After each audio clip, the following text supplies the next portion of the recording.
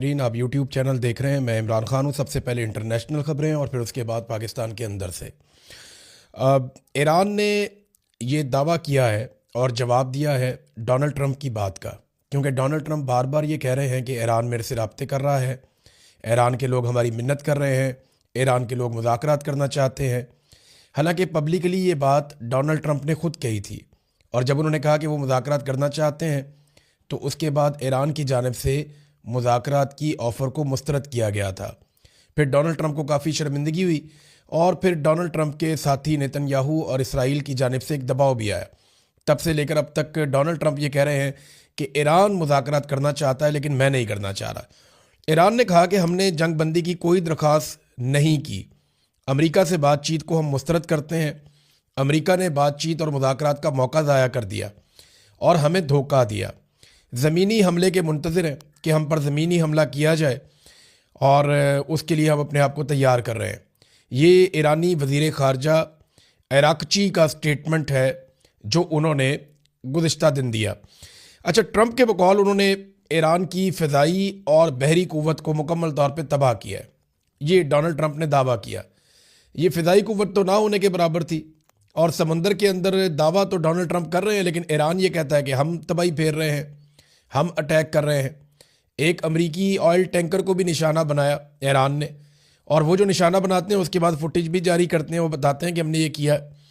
और Donald Trump ने ये कहा कि हमने उनकी कुव्वत तबाह कर दी है, और साथ ही साथ उन्होंने वार्निंग दी पासदारान इनकलाब, जो एक फ़ोर्स है ईरान की जो इस वक्त ये अटैक कर रही है, उनके कमांडर्स को वार्निंग दी कि वो ओहदे छोड़ दें तो उन्हें माफ़ी मिल सकती है, वरना फिर उनके ऊपर हमले होंगे और उन्हें नुकसान पहुंचाया जाएगा। एक और बड़ी अजीब चीज़ की डोनाल्ड ट्रंप ने, मुझे पहले समझ ही नहीं आई। डोनाल्ड ट्रंप ने कहा कि जो नया सुप्रीम लीडर मुंतखब किया गया ईरान में, मुश्तबा खामनई, आयतुल्ला खामनई के बेटे हैं, उनके बारे में डोनाल्ड ट्रंप ने कहा जी कि मुझे वो कबूल नहीं है, खामनई का बेटा। और साथ उन्होंने ये कहा कि नए सुप्रीम लीडर के इंतखाब में मुझे शामिल किया जाए। यानी वो जो कमेटी है जो फैसला करती है कि नया सुप्रीम लीडर ईरान का कौन होगा, डोनाल्ड ट्रंप कहते हैं कि उसके इंतखाब में मुझे शामिल किया जाए, मैं बताऊंगा किसे ईरान का सुप्रीम लीडर बनाना है। अब मामला ये है कि ये तो उनका बड़ा मजहबी मामला है और उनका अपना ज़ाती अंदरूनी मामला है और अपना तरीक़ाकार है। अब इसमें डोनाल्ड ट्रंप मुदाखलत कैसे कर सकते हैं? देखिए, इसी को बोलते हैं रजीम चेंज। डोनाल्ड ट्रंप चाहते हैं कि उनकी मर्ज़ी से हो जाए, लेकिन ईरान इसके बारे में कुछ मानने को तैयार नहीं है। कुछ खबरें ऐसी भी आई हैं कि नेतन्याहू को तशवीश हुई है इसराइल को, और उन्होंने अमरीकी हुकूमत से इसके बारे में सवालात भी किए। ख़ास तौर पे डोनाल्ड ट्रंप से पूछा है कि जनाब, हमें ये पता चल रहा है कि आप किसी और सोर्स के ज़रिए से ईरान को अंगेज कर रहे हैं। ये बात ना इसराइल के लिए बहुत परेशान कुन है कि अगर अमेरिका इस लड़ाई में से निकल जाता है तो फिर ईरान इसराइल को धोकर रख देगा। इसराइल की पूरी कोशिश होगी कि अगर अमेरिका इस लड़ाई को बंद करता है तो इसराइल के साथ भी ईरान की मुकम्मल जंगबंदी हो और इसराइल को ईरान से मुकम्मल तहफ़्फ़ुज़ दिया जाए। ये बात हम सब ने देख ली है और हम सबको इस बात पे यकीन है कि अगर 1-on-1 लड़ाई हो, अमेरिका बीच में ना हो, तो इसराइल की दुर्गत बना सकता है ईरान। ये तो हमने देख लिया, हमें आइडिया हो गया कि जिस किस्म की उसके पास ताकत है मिसाइलों की, ड्रोन्स की, उनके ज़रिए से वो इसराइल के लिए बड़े मसाइल पैदा कर सकता है। बल्कि फिर हिजबुल्लाह भी शामिल हो जाती है, हमास भी शामिल हो जाती है, दीगर तंजीमें भी शामिल हो जाती हैं, तो इसराइल के लिए प्रॉब्लम बढ़ जाती है अगर अमेरिका ना हो तो अमेरिका का निकलना ही इसराइल के लिए डरावना ख्वाब है। कुछ तजियाकार ये कह रहे हैं कि इंडिया को एक सेकंड ऑप्शन के तौर पे रखा गया है इसराइल की जानिब से, और इसीलिए नरेंद्र मोदी ने बड़ी जपियाँ शपियाँ डाली थी नेतन्याहू के साथ और बहुत सारे ट्वीट भी किए थे, बहुत सारी यादगारी बातें भी की थी। अब इसमें एक ईरानी सफ़ीर है, उन्होंने भी स्टेटमेंट दिया है इंडिया के हवाले से कि इंडिया ने ना तो माफ़ी मांगी है, ना कोई रब्ता किया है। हालांकि इंडिया के मेहमान थे जो नेवी के लोग ईरान के आए हुए थे, फ़ौजी, और उनका शिप वहाँ पे मौजूद था, उसे डबो दिया गया और बहुत बड़ी तादाद में लोगों का कत्लेआम किया गया अमेरिका की जानिब से। तो ना अमेरिका की मजम्मत की, ना ईरान के साथ ताज़ियत की, और वो कोई रब्ता कर दे रहे। तो जब ईरानी सफ़ीर से पूछा गया, उन्होंने कहा जी ये बात तो फिर आप इंडिया से पूछें ना, हमसे ना पूछें। तो इंडिया के ईरान के साथ ताल्लुकात काफ़ी ख़राब हुए हैं और मुमकिन है कि इसराइल ने एक ऑप्शन के तौर पे इंडिया को वाकई रखा हो, जैसा कि कुछ तजियाकार दावा कर रहे हैं। नाज़रीन, सऊदी अरब कि खलीजी ममालिक में एक लीडिंग पोजीशन है, इससे कोई इनकार नहीं कर सकता। यानी सऊदी अरब से बेहतर पोजीशन खलीजी ममालिक में किसी की नहीं है, और सबसे बड़ा मुल्क भी वही है, रकबा भी बहुत ज़्यादा है सऊदी अरब का, और साथ में खाना काबा वहाँ पे है, मस्जिद नबवी वहाँ पे है। तो उस वजह से भी खादमैन हरमैन शरीफैन होने की वजह से भी सऊदी हुक्मरानों को एक अलग से हैसियत हासिल है।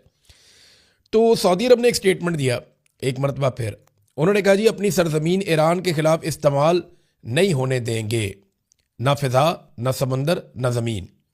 ये सऊदी अरब का स्टेटमेंट है, इस पर ईरान ने उनका शुक्रिया अदा किया सऊदी अरब का। देखिए, इससे पहले सऊदी सरजमीन इस्तेमाल हुई है और सऊदी अरब में अमरीकी अड्डे मौजूद हैं।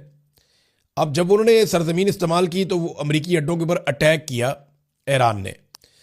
तो सऊदी अरब ने अब ये कहा है कि वो अपनी सरजमीन को इस्तेमाल नहीं होने देंगे ईरान के ख़िलाफ़। ये ईरान के लिए बड़ी पॉजिटिव चीज़ है, और ये स्टेटमेंट तब आया जब सऊदी अरब के अंदर ईरान ने काफ़ी अपने टारगेट हिट किए हैं, और कुछ सऊदी अरब के अंदर ऐसे टारगेट हिट हुए हैं जिनके बारे में ईरान कहता है कि ये हमने नहीं किया। लेकिन पहले आप ये ले लें कि सऊदी अरब कह क्या रहा है और मामला है क्या। देखें, सऊदी अरब के कुछ सोर्सेज, हत्ता कि सऊदी अरब के जो बाखबर सहाफ़ी हैं वो भी अब ये दावा कर रहे हैं, और सऊदी अरब में कोई सहाफ़ी अपने से दावा कर नहीं सकता। सऊदी हुकूमत इस मामले में बहुत सख्त है। आप कोई ऐसी खबर दे नहीं सकते सऊदी अरब में जिससे वहाँ की हुकूमत इख्तलाफ करती हो। तो सऊदी सहाफ़ी अगर कोई बात करते हैं तो इसका मतलब ये है कि सऊदी गवर्नमेंट की भी लगभग यही बात है, और सऊदीया के साबिक जो इंटेलिजेंस चीफ हैं उन्होंने भी यही बात की थी। पहले आप ये देख लें कि जो सऊदी वज़ीर ख़ारजा है उनका स्टेटमेंट क्या है। वो ये कहते हैं कि इंतहा पसंद इसराइली हुकूमत अमन नहीं बल्कि तशद्दुद और तबाही की ख्वाहां है। यानी तशद्दुद करना चाहते हैं, तबाही फैलाना चाहते हैं। ये इनका अमन से कोई ताल्लुक नहीं है इसराइलियों का, और ये बात गजा में भी वाज़ेह थी। ये सऊदी वज़ीर ख़ारजा का स्टेटमेंट है। अब सऊदी अरब के सोर्सेज और वहाँ के सहाफ़ी ये दावे कर रहे हैं कि इब्तदाई तहकीकात जो की गई हैं सऊदी अरब में और दीगर गल्फ़ ममालिक में, उनमें पता चलता है कि गल्फ़ ममालिक पर होने वाले तमाम हमले ईरान ने नहीं किए। यानी कोई और भी है जो गल्फ़ ममालिक में हमले कर रहा है। और इस पर उन्होंने फर्दर ये कहा कि खदशा है कि इसराइल और अमेरिका ने गल्फ़ को जंग के अंदर घसीटने की कोशिश की है। यानी ये हमले इस तरीके से किए गए हैं कि जो अरब ममालिक हैं या खलीजी ममालिक हैं या गल्फ़ कंट्रीज़ हैं वो इस जंग के अंदर खिंचे चले हैं, और उनको मजबूर किया जाए कि वो इस जंग का हिस्सा बने।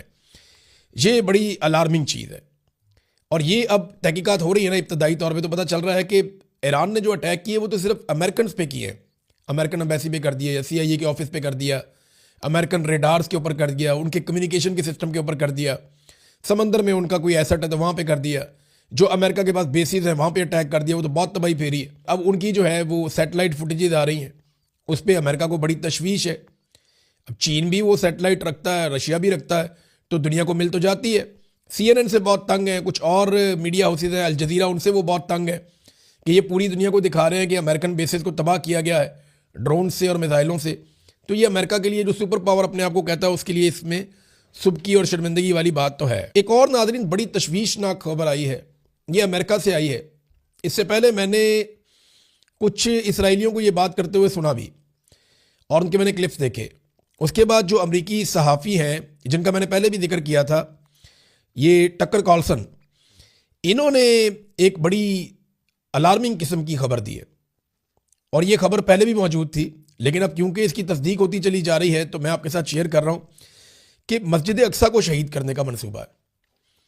जिस तरह गल्फ़ कंट्रीज़ में इधर उधर से मिसाइल आकर लगे हैं ना, ऐसे ही कहीं से कोई मिसाइल आकर मस्जिद अक्सा पे लग सकता है, और मस्जिद अक्सा को शहीद करने के बाद उसका इल्ज़ाम लगा दिया जाएगा ईरान पे, ताकि अरब ममालिक या गल्फ़ कंट्रीज़ मिलकर ईरान के ऊपर अटैक करें और ये आपस में लड़ने लगे।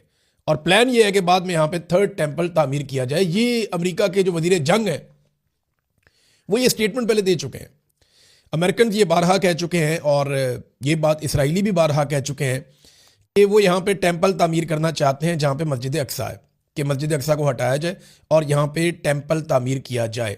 अब इस जंग के बहाने जब ईरान मिसाइल मार रहा है तो ये किया जा सकता है, इसके बारे में दावा किया गया, और ये अमरीकी सहाफ़ी ने ये खबर दी है।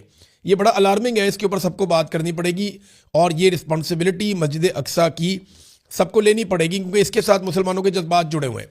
ईरानी हमलों की शिद्दत कैसी है इसके बारे में मैं कुछ आपके सामने रखना चाहता हूँ, क्योंकि कुछ दावे सामने आ रहे हैं कि शिद्दत कम हुई है, तो ये बात बिल्कुल ठीक है। जब शुरू का दिन था तब ईरान ने बड़ा ज़बरदस्त रिटेलिएट किया था। हफ्ते वाले दिन ईरान ने बड़े शदीद हमले किए थे और सैकड़ों मिसाइल और ड्रोन्स दाग दिए थे। उसके बाद बदतरीज जो हमले किए जा रहे हैं उनमें तादाद कम होती चली गई। तादाद कम होने की वजह क्या है?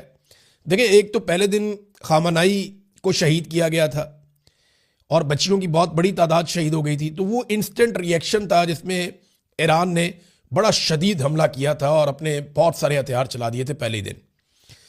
फिर अमरीकी अड्डे उस वक्त पूरी तरह से फंक्शनल थे, तो उस वक्त उन अड्डों के ऊपर बड़ी भारी बमबारी की गई थी। अब ज़्यादा अमेरिकन यहाँ पे नहीं है, बहुत सारे अमेरिकन निकल गए हैं, उन्होंने बहुत सारी जगह खाली कर दी हैं, तो अब हथियार यहाँ पे इस्तेमाल कम किए जा रहे हैं। एक ये वजह भी है।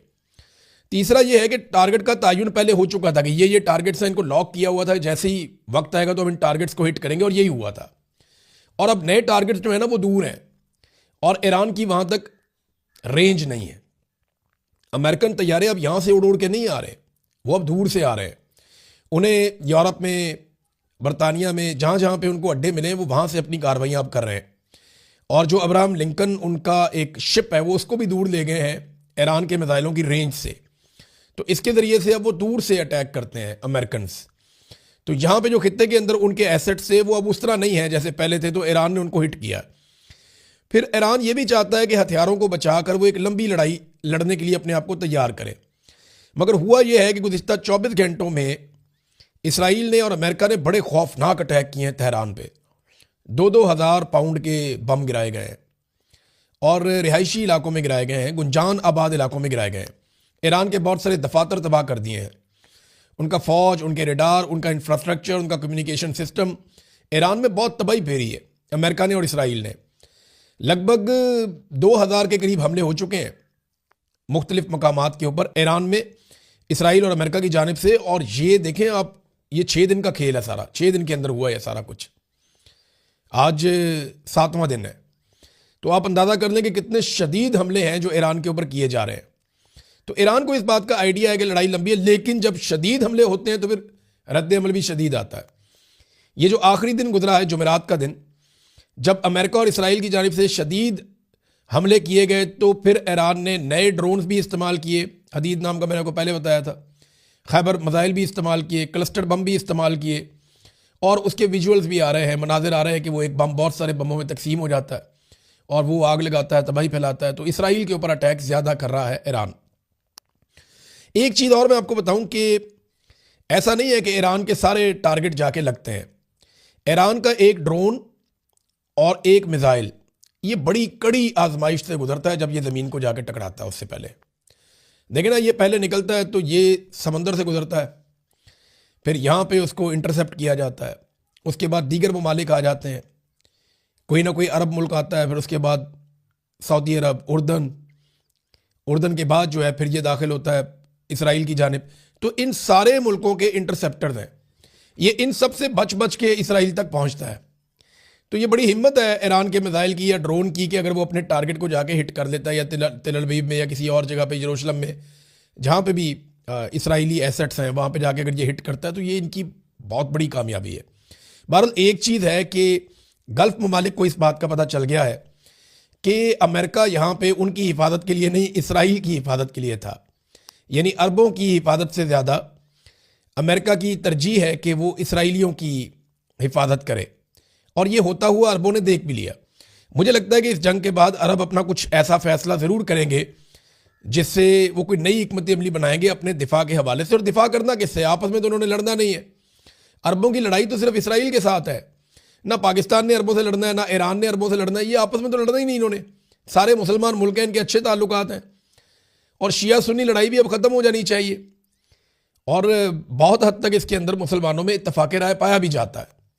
बहरहाल ये इसराइल के साथ लड़ाई का मामला है, तो फिर इसराइल को भी प्रोटेक्ट करेगा और अरबों को भी प्रोटेक्ट करेगा एक ही मुल्क, तो ये मुमकिन नहीं है। अरबों को मेरे ख्याल में अब फैसला करना पड़ेगा। कुर्दिश फोर्सेस जो हैं उनका भी स्टेटमेंट आया जो बड़ा पॉजिटिव है। यहाँ पे कुर्दिस्तान रीजनल हुकूमत है, उसका रद्द-ए-अमल है। उन्होंने कहा कि अमेरिका का मीडिया और उनकी हुकूमत ने जो खबरें फैलाई हैं, जो आर्मी अखबारात में और मुख्तलिफ जगहों पर छपी हैं कि कुर्दों ने अटैक कर दिया, ये खबर मैंने भी आपको बताई थी कि कुर्दों ने अटैक कर दिया ईरानी फोर्सेस के ऊपर, तो ये इक्का दुक्का वाकयात तो हो सकते हैं, लेकिन ये बतौर पॉलिसी के नहीं किया गया और ये झूठ है। वो कह रहे हैं जी हम कोई हमला ऐसा नहीं करने जा रहे, हम अमेरिकन हथियार लेके ऐसी किसी लड़ाई का हिस्सा बनने नहीं जा रहे, ये उनकी जानिब से दावा किया गया। ईरान ने, मैंने आपको बताया था कि अमेरिकी टैंकर तबाह किया खलीज फारस में, और अमेरिका के अंदर जो पेट्रोल की कीमतें हैं गुज़िश्ता एक साल में इतनी ज़्यादा नहीं थी जितनी अब हो गई हैं। अमेरिका में पेट्रोलियम मसनूआत की कीमतें इस हमले के बाद मज़ीद बढ़ गई हैं। वैसे भी जो बहरान आलमी मंडी में पैदा हुआ है तो कीमतों का असर तो अमेरिका पे, यूरोप पे, पूरी दुनिया पे जाएगा। पाकिस्तान में पेट्रोल की किल्लत पैदा हो गई है, हुकूमत कोई और मौक़िफ़ दे रही है। ओगरा का मौक़िफ़ कुछ और है, कह रहे जी बहुत पेट्रोल है हमारे पास, जबकि डीलर्स हैं वो अलग तरह का बयान दे रहे हैं कि नहीं जी महदूद है हमारे पास। आवाम के अंदर बेचैनी है, आवाम दौड़ रही है कि जनाब हम अपना पेट्रोल इकट्ठा कर लें, ये ना हो कि हम घर बैठ जाएं। दूसरा, हुकूमत ये सोच रही है क्योंकि स्मार्ट लॉकडाउन लगा दिया जाए, लोग ज़्यादा घरों से निकले ही ना, पेट्रोल का कम से कम इस्तेमाल करें ताकि जो पेट्रोल है उसको लंबे अरसे तक इस्तेमाल किया जा सके। अब डीलर्स ये चाहते हैं कि वो पेट्रोल आवाम को ना दें और पेट्रोल को रोकें, ताकि जैसे इसकी कीमत बढ़े तो वो इससे मुनाफा भी कमा सकें। तो पाकिस्तान में तो ये चीज़ चल रही है, जब भी कोई बहरान आता है तो उससे फ़ायदा उठाने की सब कोशिश करते हैं, और पाकिस्तानी हुक्मरानों की तवज्जो इन मामलात की तरफ नहीं है, उनकी तवज्जो किसी और मामले की तरफ, दुनिया उनका मजाक उड़ाती है। ये रशिया के साबिक सदर हैं दिमित्री मेदवेदेव, और ये साबिक रूसी सदर भी हैं, साबिक रूसी वज़ीर आज़म भी हैं, और इस वक्त सिक्योरिटी काउंसिल ऑफ रशिया के डिप्टी चेयरमैन भी हैं। उन्होंने तंज किया है शहबाज शरीफ जैसे लोगों पर। तंज करते हुए उन्होंने क्या कहा, जरा ये आप सुने। इन्होंने तंज करते हुए कहा कि जनाब क्यों ना डोनाल्ड ट्रंप को अमन का नोबेल इनाम दे दिया जाए, जंगें शुरू करने पे, मासूमों को कत्ल करने पे। तो दुनिया पाकिस्तान के ऊपर तंज कर रही है, लेकिन पाकिस्तान को समझ नहीं आ रही, और पाकिस्तानी हुक्मरान इस बात के लिए बिल्कुल आमादा नहीं है, फील्ड मार्शल आसिम मुनीर और शहबाज शरीफ, के डोनाल्ड ट्रंप से जो अमन के नोबेल इनाम की नामजदगी है वो पाकिस्तान वापस ले। पाकिस्तान ये करने के लिए तैयार नहीं है।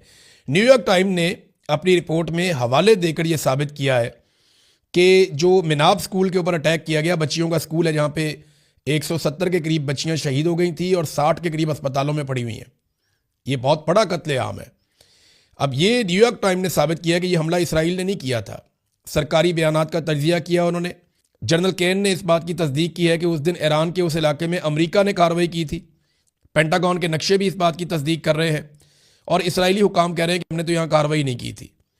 तो ये अमेरिका ने कार्रवाई की थी, क्योंकि 2016 तक ये एक फौजी अड्डे का हिस्सा था ये स्कूल, लेकिन 2016 के बाद इसकी सिचुएशन बदल गई थी। आज 10 साल के बाद अमेरिका ने वहाँ अटैक कर दिया और मासूम बच्चियों को शहीद कर दिया। लेकिन शहबाज शरीफ अमन के नोबेल इनाम की नामजदगी कभी वापस नहीं लेगा। सूरत-ए-हाल इनकी ये हो गई है कि पाकिस्तान तहरीक इंसाफ ने इसराइल के खिलाफ करारदाद पेश करने की बात की, और नून लीग और पीपल्स पार्टी असेंबली से भाग गए। यानी करारदाद पेश करने की उन्होंने बात की, हम करारदाद पेश करना चाहते हैं, वो दौड़ गए असेंबली से, क्योंकि मुत्तफ़िका तौर पे मंजूर करवानी पड़नी थी ना, या पूरे पाकिस्तान के सामने नंगे हो जाते। और डर इस बात का भी था कि पाकिस्तान तहरीक इंसाफ अपनी करारदाद में अमेरिका और इसराइल दोनों की मजम्मत करते, और नून लीग और पीपल्स पार्टी को वहाँ पर मौक़िफ़ देना पड़ता, या वो इस करारदाद के हक़ में वोट ना देते तो अवाम के सामने जलील होते, और अगर वोट देते तो डोनाल्ड ट्रंप से जूते खाते। तो ये बेचारों की बहुत बुरी सूरत हाल है। बिलावल जो है वो चुप करके बैठ गया जब पूछा गया कि डोनाल्ड ट्रंप का नोबेल इनाम। मरियम नवाज ने काफ़ी बहरहाल सबूत दिया ढिठाई का, और उन्होंने ढिठाई के साथ कहा बच्चियां शहीद हो गई, इतनी तबाही फैल गई दुनिया के अंदर, 7 जंगें छेड़ दी इस आदमी ने।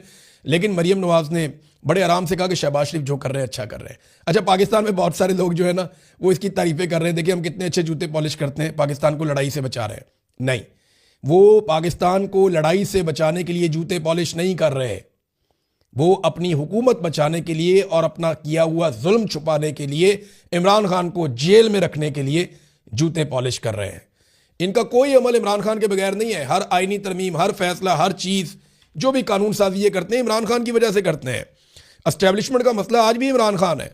डॉक्टरों की मौजूदगी में इमरान खान ने कहा है कि ये गीदड़ है, और ये पाकिस्तान की एस्टेब्लिशमेंट को सबको मुखातिब करते हुए इमरान खान साहब ने गीदड़ से इनको तशबीह दी है। कुछ सोर्सेज ये भी बताते हैं, मुझे थोड़े दिन पहले एक दोस्त हैं वो कुछ लोगों से मिलकर आए पाकिस्तान से, और उन्होंने मुझे बड़ी राजदारी से एक चीज़ बताई थी, मैं उनका नाम नहीं लेता, लेकिन उन्होंने बताया कि इमरान खान साहब जेल मुलाकातों में आसिम मुनीर साहब के बारे में कुछ इस तरह से बात करते हैं जिससे खौफ पैदा हो जाता है। क्योंकि इमरान खान साहब बिल्कुल डरे हुए नहीं है, वो बड़े बेबाक होकर बात करते हैं, हालांकि उनके लोग बाहर आके उस तरह बात नहीं करते। और आसिम मुनीर के बारे में इमरान खान साहब ने जिस अंदाज में बात की है, वो रिकॉर्डिंग्स तो मौजूद है उन लोगों के पास, तो उसके सुनने के बाद जो है वो खौफ पैदा हो जाता है। ये बहुत करीबी सोर्सेज ने बताया था। इमरान खान साहब ना अल्लाह रब्बुल इज़्ज़त पे तवक्कल करके जेल काट रहे हैं। किसी और पे भरोसा करने वाला आदमी जो है वो इतना दलेर हो ही नहीं सकता। जो अल्लाह पे भरोसा करके बैठा होगा ना कि मैं ये कर लूँगा, मेरा अल्लाह पे भरोसा है, तो वही इतना बहादुर हो सकता है। आम आदमी ये कर नहीं सकता। मैं सिचुएशन से गुजरा हूं, मैं जानता हूं अच्छी तरह, ये हो नहीं सकता जब तक कि आदमी अल्लाह पे भरोसा ना करे। नाज़रीन, अब छोटी छोटी दो खबरें मैं आपको बताऊं। एक तो ये है कि ईरान अपने मुल्क में पूरी कवरेज करने दे रहा है मीडिया को कि दिखाओ जो दिखाना है। इसराइल आलमी मीडिया को मना कर रहा है कि आप हमारी तबाही और बर्बादी जो ईरान ने फेरी है वो ना दिखाएं। एक तो दोनों में ये फ़र्क है। दूसरा, ईरान ने कहा है कि चाइना और रशिया हमारी मदद करते हैं। उनके वज़ीर ख़ारजा ने यह बात की है। और चाइना की जानिब से, उनकी पब्लिक की जानिब से बार बार ऑफ़र की जा रही है एम्बेसी के स्टाफ को टेलीफोन करके कि वो अतिये देना चाहते हैं, वो पैसों के ज़रिए से ईरान की मदद करना चाहते हैं। तो इस पे ईरानी एम्बेसी ने बाकायदा एक स्टेटमेंट जारी किया है। उन्होंने कहा कि चीनी अवाम मुसलसल फ़ोन करके ईरान को अतियात देने की पेशकश कर रहे हैं, जिस पे चीन में हमने शुक्रिया अदा किया। हमें इस वक्त माली मदद की ज़रूरत नहीं है। हम चीनी अवाम की हक पर मबनी हमायत पर उनके शुक्रगुजार हैं। इस वक्त माली इमदाद कबूल नहीं की जाएगी।